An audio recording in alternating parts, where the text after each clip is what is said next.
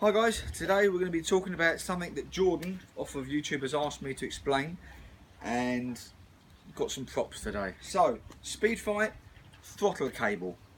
There's two sorts, but to get to it, it's a bit of a hard job if I'm honest with you. This is the first part you have to tackle. Two screws. Sometimes it's easy to take this cowling off, but two screws undoes this, and this is the spring mechanism here. This front panel has to come off. Two screws, comes off. And this bottom bit has to come off as well, and this is 10mm star shape. These will come off, so to be honest with you, the whole bottom and front end of the bike has to come off. Can't do it any other way. Slipping it through won't work. Two cables there is.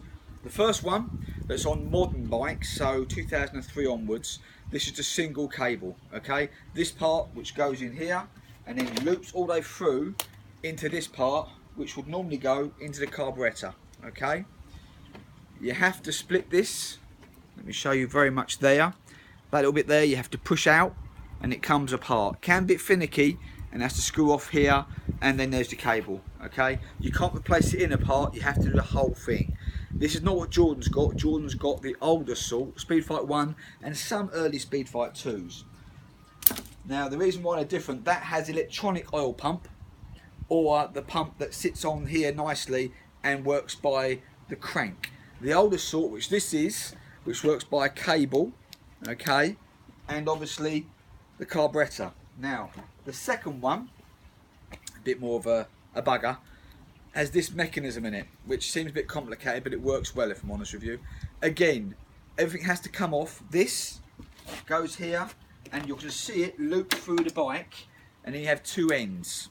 Okay, this end, all right, because Jordan said doesn't understand it at all. This end is what comes in here, rings through like that, and as you accelerate, opens up. Actually goes that way.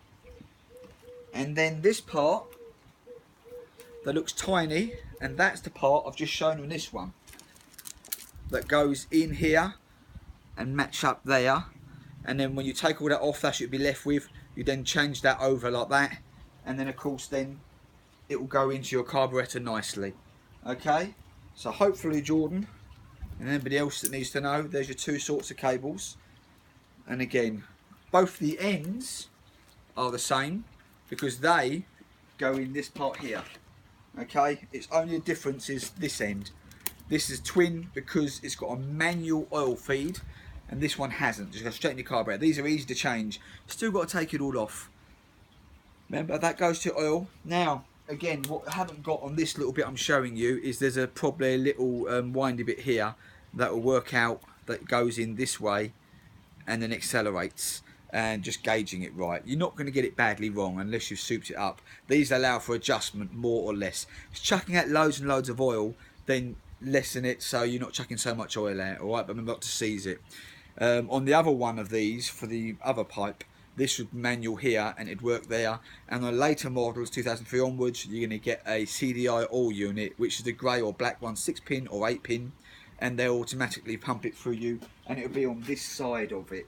But anyway, we're talking about the twin one, which is asked me to explain today, which I am. But again, it's a lot of work for something that's simple. You know, it's only a cable, but this has to come off, that has to come off. The bolts, I said, these fall off anyway. Indicators are connected, make sure you connect them back afterwards. And the belly pan has to come off, which is 10mm, and these, they have to come off, that has to drop.